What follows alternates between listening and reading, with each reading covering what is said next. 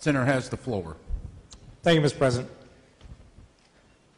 I oppose this budget for a number of reasons, and I'd like to explain what those are.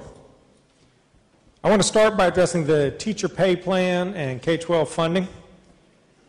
The pay plan just isn't all that. I got an email from a 21-year-old veteran teacher. This is what he says.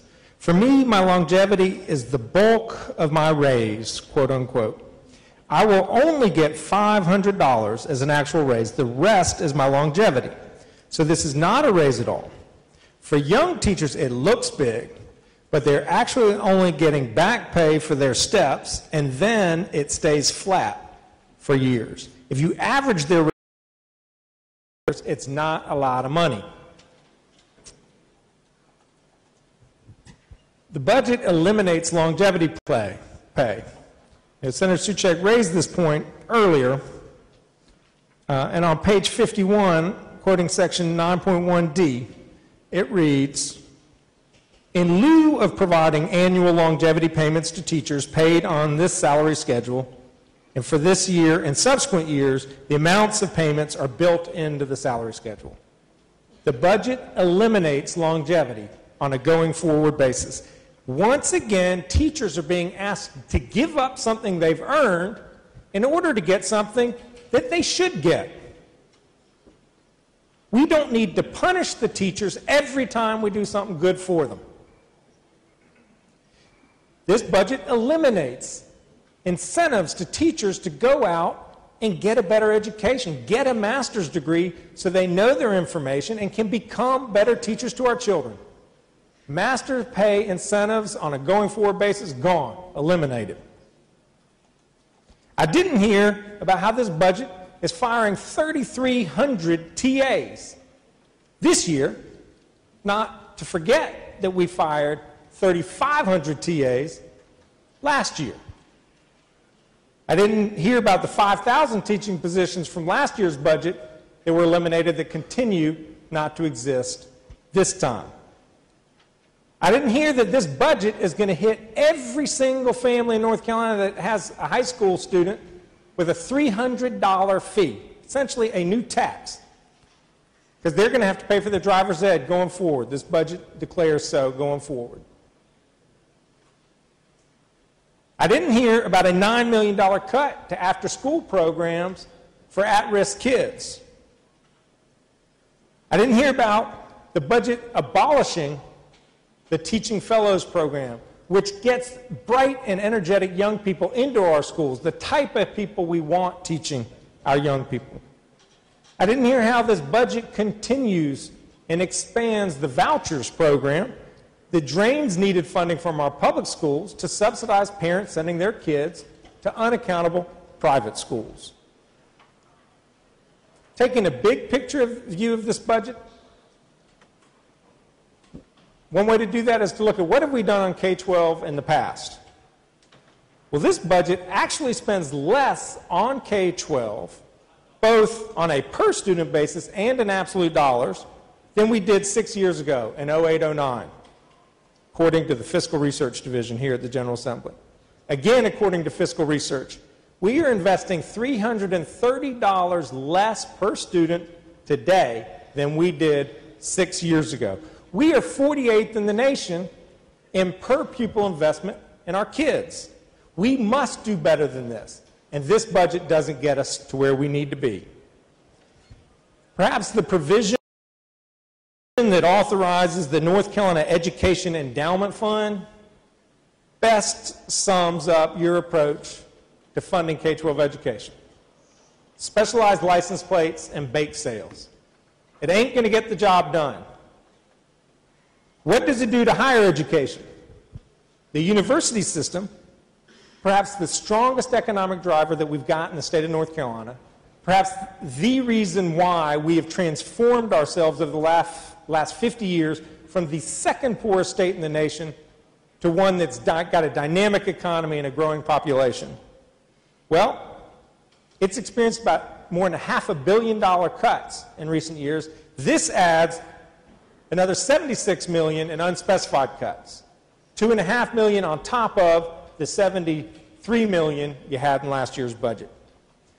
As it relates to community colleges, y'all are raising tuition on community college students again.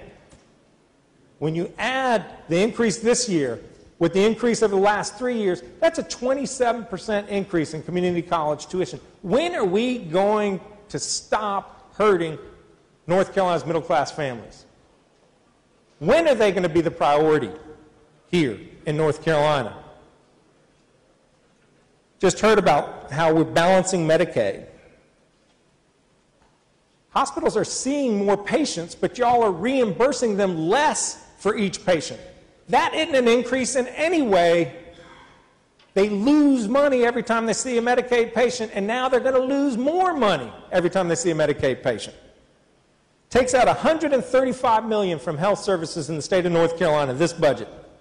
You're hurting hospitals and other providers, but most importantly, you're hurting the people.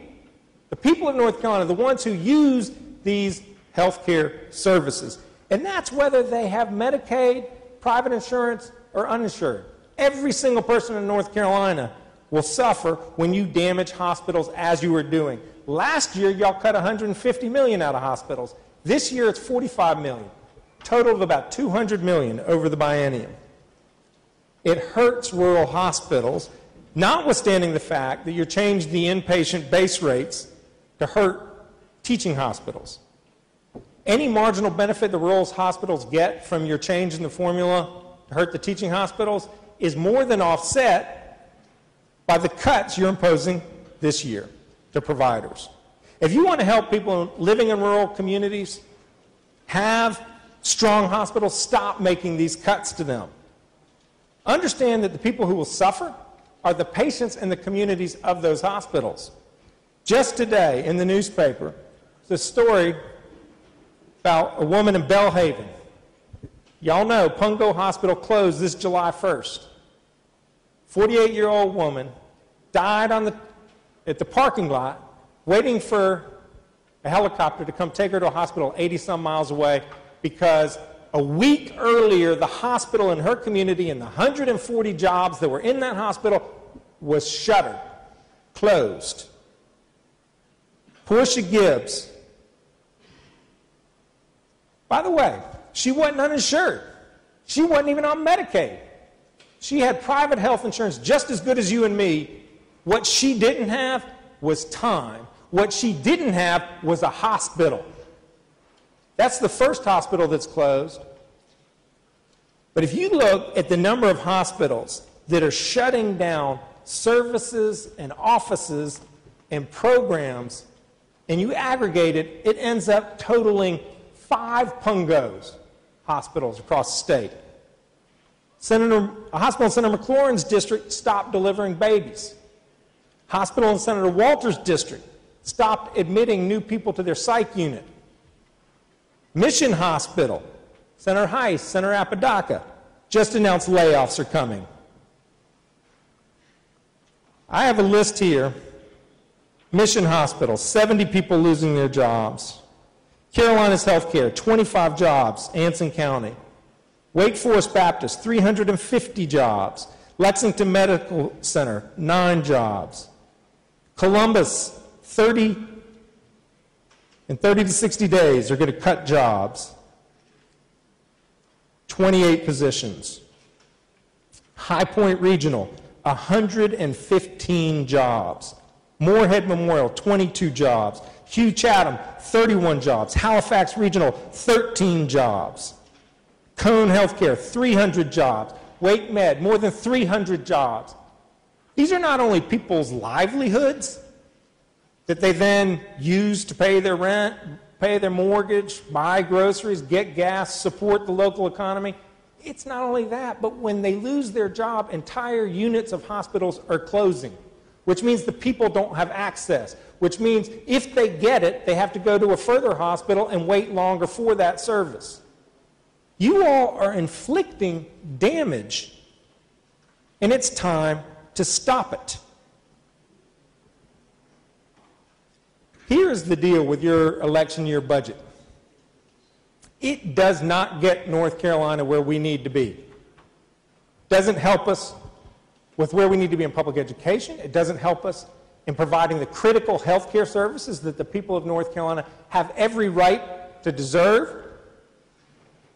Instead, y'all are spending this year $464 million in tax giveaways to people whose average income is $940,000.